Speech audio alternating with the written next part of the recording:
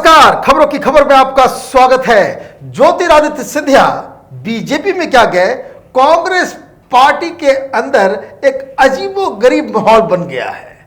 सारे नेता कभी सोनिया गांधी की तरफ टुक टुक लगा कर देख रहे हैं, तो कोई राहुल गांधी के पीछे उसके सिग्नल का इंतजार कर रहे हैं। क्यों?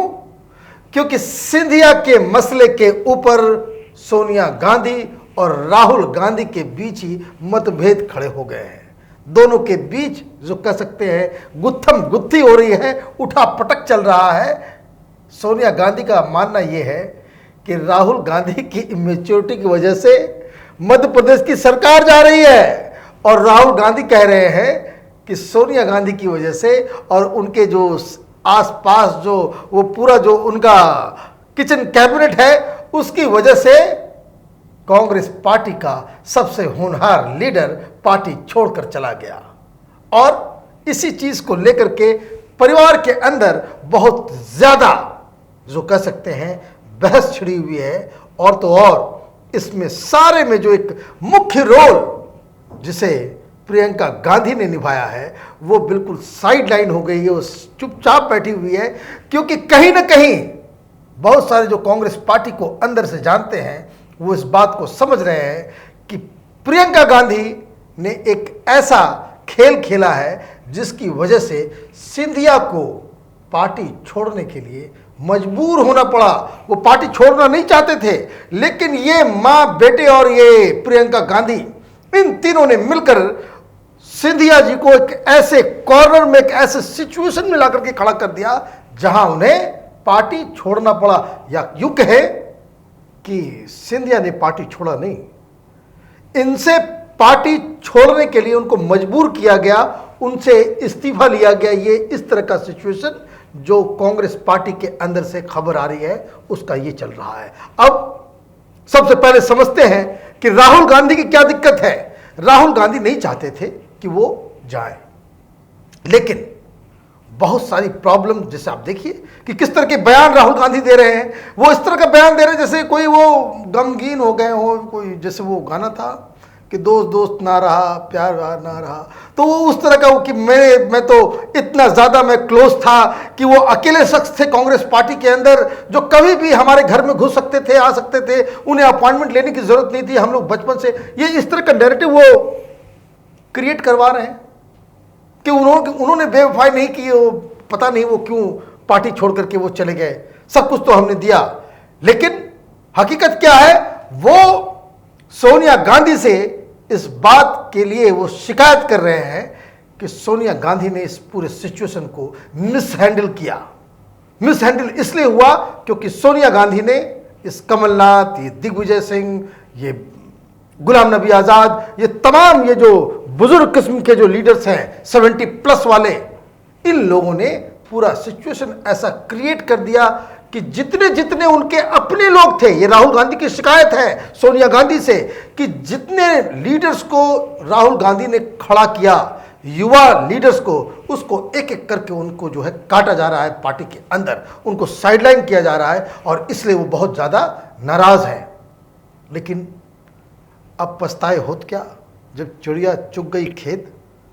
अगर इतना ही आपको चिंता था कि जिन जिन लीडर्स को आपने आगे किया वो बकायदा हाशिए पे जा रहे हैं, उनको पार्टी में दरकिनार किया जा रहा है, तो आपने इस्तीफा ही क्यों दिया?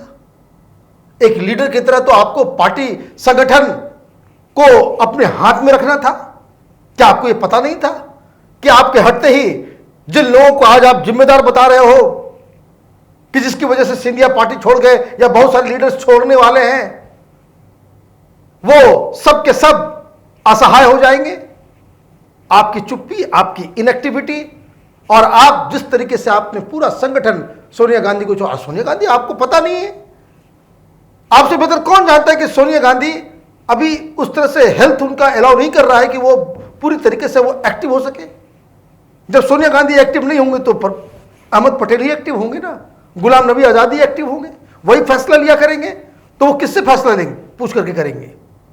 आपसे तो उनकी बातचीत होती नहीं है। तो कहने का मतलब यह है कि एक पूरा ठीकरा राहुल गांधी, सोनिया गांधी और उनके जो साथ आसपास के लोग हैं उस पर फोड़ रहे हैं। लेकिन सोनिया गांधी के कैंप की तरफ से ये कब बताया जा रहा है कि सोनिया गांधी ने साफ साफ कह दिया कि ये जो मध्य प्रदेश के अंदर में बवाल मचा है वो उसके लिए जिम्मेदार नहीं है। राहुल गांधी ने स्थिति खराब की थी, इस वजह से वो ऐसा सिचुएशन क्रिएट हुआ कि सिंधिया को जाना पड़ा। और एक दलील जो इधर से दी जा रही है इस कैंप से, सोनिया गांधी के कैंप से, वो ये दलील ये है कि जब चुनाव हुए थे मध्य प्रदेश में और जिस समय मुख्यमंत्री बनाने की बात हुई थी तो उस समय तो कांग्रेस पार्टी के अध्यक्ष स्वयं राहुल गांधी थे। अभी राहुल गांधी ये जो दोस्त दोस्त ना रहा चिल्ला रहे हैं, छाती पीट रहे हैं कि मेरा दोस्त मुझे दगा देकर के चला गया, तो उस समय उन्हें मुख्यमंत्री क्यों नहीं बनाया? पार्टी अध्यक्ष तो उस समय राहुल गांधी स्वयं थे। राहुल गांधी स्वयं थे जो पूरे मध्य प्रदेश के बाद कौन मुख्यमंत्री होगा उसको निर्धारित कर रहे थे। फिर उस समय आपने कमलनाथ को क्यों बनाया? कमलनाथ को जो चुना गया है वो देखिए, जो ट्वीट, जो तस्वीर, जो मीटिंग जो इन लोगों की हुई थी जिसमें सिंधिया, कमलनाथ और राहुल गांधी ये तीनों मिलकर के इन लोगों ने मध्य प्रदेश का जो बेड़ा गर्क करने का जो फैसला उन्होंने लिया था, तो उस फैसले को लेने वाले तो राहुल गांधी खुद थे।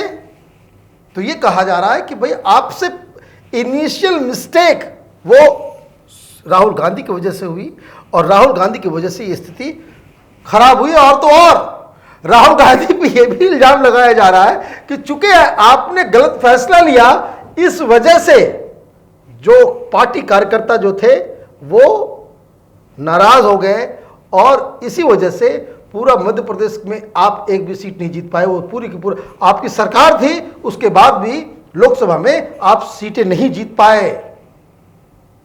तो ये गांधी परिवार के अंदर बवाल मच रहा है। लेकिन फाइनली क्या कि ये जो पूरा जो खेल, अभी जो इमीडिएट जो मामला खराब हुआ, वो क्यों खराब हुआ?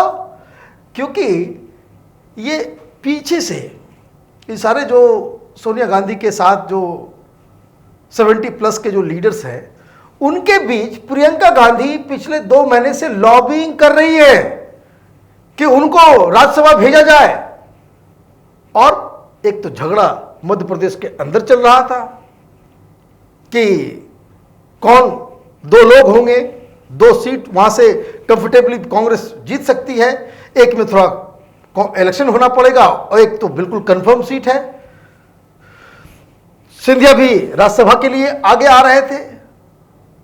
तो उसमें ये दिग्विजय सिंह के दिमाग और इन लोगों ने एक ऐसा प्लान बनाया कि सिंधिया के दिल को जो है वो बात जो है खटक गई। वो ये कि ये लोग दिल्ली आए, दिग्विजय सिंह और कमलनाथ, और इन्होंने जाकर के यहां दिल्ली में आकर के सोनिया गांधी और गांधी परिवार में प्रियंका गांधी के सामने ये कह दिया कि मध्य प्रदेश से प्रियंका गांधी को राज्यसभा भेजा जाए। प्रियंका गांधी एक अलग से पर्दे के पीछे से लॉबिंग कर रही है कि मुझे राज्यसभा आना है। सोनिया गांधी ये कह रही थी कि राज्यसभा प्रियंका को नहीं भेजना है। वो सोनिया गांधी का क्यों नहीं भेजना चाहती प्रियंका को राज्यसभा? क्योंकि वो नहीं चाहती कि अगर प्रियंका राज्यसभा में जाती है तो वो ऑटोमेटिकली जो कांग्रेस का जो संसदीय पार्टी है, जो सारे एमपीज हैं, वो प्रियंका गांधी को ज़्यादा महत्व देंगे, तो राहुल गांधी की किरकिरी हो जाएगी, राहुल गांधी साइडलाइन हो जाएंगे।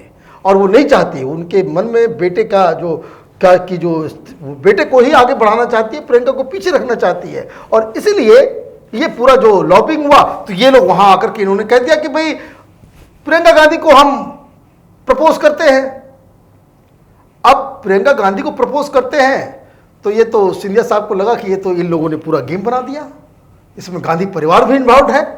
तो गांधी परिवार इन सारी चीजों को कर रहा था और अभी ये लोग कह रहे हैं, अनजान बन रहे हैं कि जैसे कि कुछ हुआ ही नहीं, पता नहीं कि क्यों वो ऐसा क्या हो गया। अभी जैसे दिग्विजय सिंह का क्या बयान आ रहा है, झूठा बयान।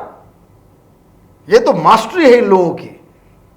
दिग्विजय सिंह ये जानते थे कि प्रियंका का नाम डालने से सिंधिया का नाम हट जाएगा और उनका रास्ता क्लियर हो जाएगा। ये पुराने शातिर राजनीति करने वाले सब जो है, ये जो बूढ़े लोग जो हैं, वो ऐसे नहीं एक्सपीरियंस, उन्होंने धूप में बालों को नहीं सफेद किया है। और आज क्या हुआ? आज वही हुआ जो दिग्विजय सिंह चाह रहे थे। आज उन्होंने फर्स्ट क्लास जो है अपना सीट जो है सिक्योर कर लिया, राज्यसभा का फॉर्म भर दिया उन्होंने।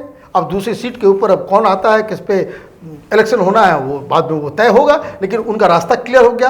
रास्ता क्लियर होने की वजह क्या है कि इन्होंने, आपने एक ऐसा सिचुएशन क्रिएट कर दिया कि सिंधिया से आपने इस्तीफा करवा दिया। अब वो इस्तीफा हो गया तो प्रियंका गांधी मोरली वो अब नहीं जा सकती, वो नहीं कह सकती कि मध्य प्रदेश से मुझे राज्यसभा भेजा जाए।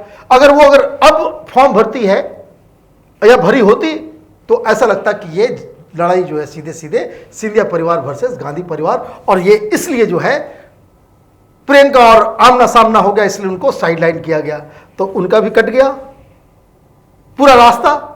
तो अब ये पूरी कहानी जो है वो इस तरह से घूम रही है कि कांग्रेस पार्टी के लोग, अब जैसे पहला रिएक्शन ये आया कि जैसे ही इन्होंने बीजेपी ज्वाइन की या खबर आई तो सारे कांग्रेसी उन्होंने गाली देना स्टार्ट कर दिया, गद्दार है तो ये है तो वो है।